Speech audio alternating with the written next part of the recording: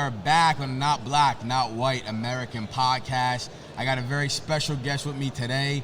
We are once again live from CPAC 2021, and I have Mr. Daryl Brooks, the author of 37 Days, which you see right here. How you doing today, man? How you doing, brother? How you doing? I am excited, and I thank you for allowing me to come on your show. Oh, absolutely, man. Why don't you tell us a little bit about yourself? Well, I'm from Jersey.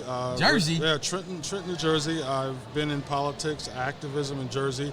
In Trenton, I'm the first African American to run for Congress. Oh, wow. The first person from Trenton to run for United States Senate. Wow. And then in 2008, I joined the Tea Party, and I was one of the first African Americans, the first one to join the Tea Party. And it was exciting, and changed my world, changed Awesome. my politics from not being a liberal, but being an independent and trying to understand both sides and understanding the conservative side and how people think. Yeah. And it was amazing. And so let me ask you, obviously coming from Trenton, Mm-hmm. right? Like me, I come from the hood of New Brunswick when it was still the hood and the project was up. Yep. And a lot of people sometimes look at us sideways because we are Tea Party members or Republicans, Mm-hmm. right? How do you feel about that, and how do you personally react to that and deal with that? It's kind of the strangest things. I grew up in Dolly Homes. That's hood. Yeah. Rock This Funky Joint, Poor Righteous Teachers, that the video there, and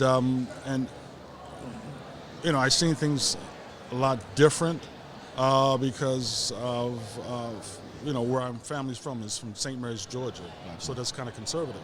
So I grew up in the city of Trenton, Dolly Homes, and so when I joined the Tea Party, I had a lot of street cred because I was an activist. Right. So there were some people, oh, you're Tea Party, and a couple of people. Yeah. But most people didn't care. I was an activist. Yeah. But it was more so trying to go into Tea Party areas where people didn't know specifically, how to deal with, who's this African American guy in the Tea Party. But once they got to know me, and they realized I wasn't a socialist, Exactly. I was serious, and I think I paved the way for a lot of brothers and sisters who are part of the kind of conservative activism and the Tea Party groups in New Jersey. And a lot of Tea Party people are my best friends. Yeah. They just want to listen. It's about getting to know each other, helping each other out. Yep. Realize that we all are somewhat the same. Yep. We got the same problems: education issues, justice system, economics. All types of issues in both sides, inner city and suburbs. Yep. And so I got a lot of street cred. So I didn't get the that. I think I got more hate when I went to Trump. Gotcha. People were probably scared to say anything to you. He's a pretty big guy, too. Yeah, So they ain't gonna say much to you. Yes, yeah. So when I got to Trump, everybody was like, "Oh no." Yeah. It was like 10 times worse. The only president, in modern history that actually, actively went out there and tried to do something for the black community. Yeah, definitely. Crazy, man. So let's talk about your book a little bit. How about you tell us, what inspired you to write this book and what it's about exactly? Well, the book is about, basically it's part of the Philadelphia poll worker. I moved to Philly. I tried to get out. I just got upset with New Jersey. I just needed to get a break. Yeah. And I was in Trenton, and Trenton's a small thinkers, and then I had to go to Philadelphia, and I was like, wow, what is this? I'm in a frying pan down in Philly. So what happened was the Republican Party asked me, was a part of the Republican Party in Philadelphia. The Republican Party asked me to be a poll watcher. I said, sure, why not, for President Trump? Yeah, that's my man. Yeah. And so as I'm there, you see all these things happening, barriers that won't allow you to look at the poll, the counting of the ballots. There were these liberal Democrats saying, how could you support President Trump? Yeah. He's a racist, and you're a black man, you can't support the president. Yeah. They were angry at me. They called the security on me 3 or 4 times. And so, we saw a lot of strange things happening, fraud happening that I've never seen. I worked polls before. I was a poll watcher before. And so the book talks about, how Corey Lewandowski came to me, and we talked, and I said, listen, you got to do something about this, Corey. And me and some other people said, well, okay, what we're going to do is, Corey was going to set up a press conference, and the press conference Saturday, meeting Giuliani, talking about what happened and all that I've seen and others have seen. And the strangest thing with Giuliani, he since I was sitting next to him, and I'm thinking, oh my God, this is this is Rudy Giuliani. Yeah. And it was an amazing thing. But one of the most amazing things is hearing, I'm laying back in the chair, and Giuliani and Corey Landowski go in the room, and I'm saying, wow, voice sounds familiar. Yeah. And they had President Trump. He was on a speakerphone, and he was going off. I mean, he was ripping them. He was ripping them. You know, I'd have loved to hear that. Oh, you know, I was like, wow. And then next thing you know, That man is a boss. Yeah. Boss. Giuliani comes back in. Corey Lewandowski comes in, and you know, this young lady comes in and says, the AP and CNN called and some other ones called Biden the winner, and so.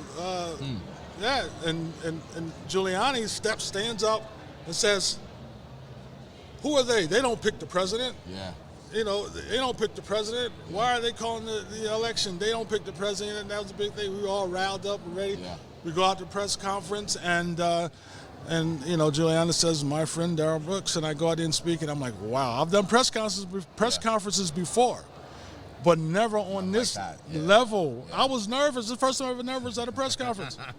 You know, you see 150, 200 people, you know, cameras, like, I was like, yeah. And if you've ever seen me at the press conference, I walk in here like, okay, this is what I see, you know, and left. I only talked for 3 minutes. Yeah. That's the shortest I ever talked on any type of microphone. 3 minutes. But, you know, I said it wasn't fair what they were doing. And so the book comes out of how the press even attacked me, and it was James G., Bonnie Watson Coleman's I presume opponent.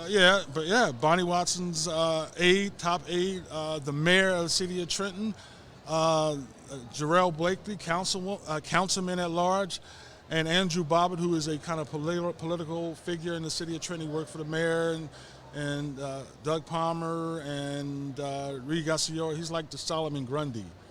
If you know what he looked like, you know, yeah, that's how he is. Huh. And so they was like, how could you hang out with Giuliani?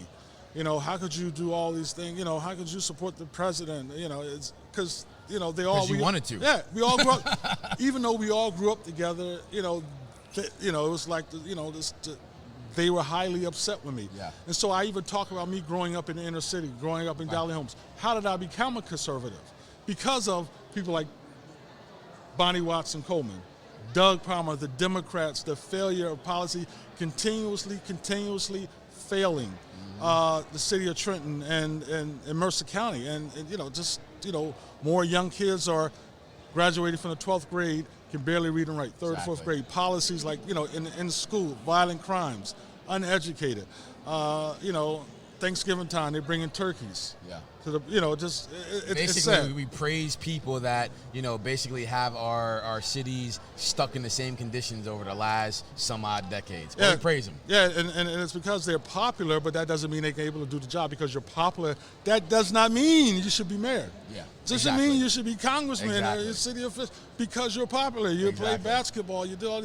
Okay. Well, Obama was a perfect example of that. Yeah, popularity contests, and this is why you see the cities are failing, because they got leaders who are popular but cannot do the job. Yeah, no, I agree. So my book talk about the Tea Party, the you know, becoming a MAGA, activism, me running for Congress, U.S. Senate, and you know, a lot of good things in there, and awesome. I have great reviews. I was surprised. A liberal lady, she was a liberal, you know. John F. Kennedy liberal, but she said she read the book, and she said she wasn't going to write a review. She write reviews, but she said she wasn't going to write one because I supported President Donald Trump. But she had to pray about it, and so the next day she wrote a review, a long review that we were sharing with the newspapers, and she's a liberal.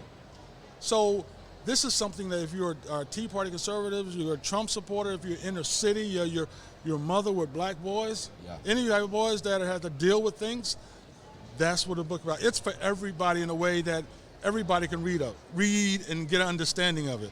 And you can get it on Amazon. You get this on Amazon, man. Check out Daryl Brooks and his book, 37 days. You can find him on Facebook, all over major platforms, man. We really appreciate you joining us today and having this conversation, man. And this is just another, black conservative. I'm sorry, he's not black, just like me. We're just two Americans out here just living our life as free as possible, as we were made to be, man. And I really appreciate you just taking the time with us, and I look forward to seeing what you do in the future, man. Oh, yeah, man. Listen, you got to get rid of Bonnie. How old is she, 98? I think she about to turn 80, man. Listen, she's really 98. We got a hashtag already. It's called hashtag Buy Bonnie. Yeah, so, buy Bonnie. She's out of here. Her and Biden about the same age. Basically, they are the same age. He needs to go too, man. We're getting them all out of here. It's going to be a red wave next year. They're like those preachers that they'll die until they then they'll leave office. You mean her husband? Yeah, well. Yeah. I'm not going to That's a whole nother story. We'll talk about that some other time. Guys, again, thanks for joining us live here at CPAC 2021, man. I'm actually about to head over to the Reagan dinner. I'm looking forward to it. It'll be my first Reagan dinner, so this is going to be fun. And we'll probably be back with you guys later, man. So thank you again for joining Not Black, Not White, American Podcast. Jersey in in the building.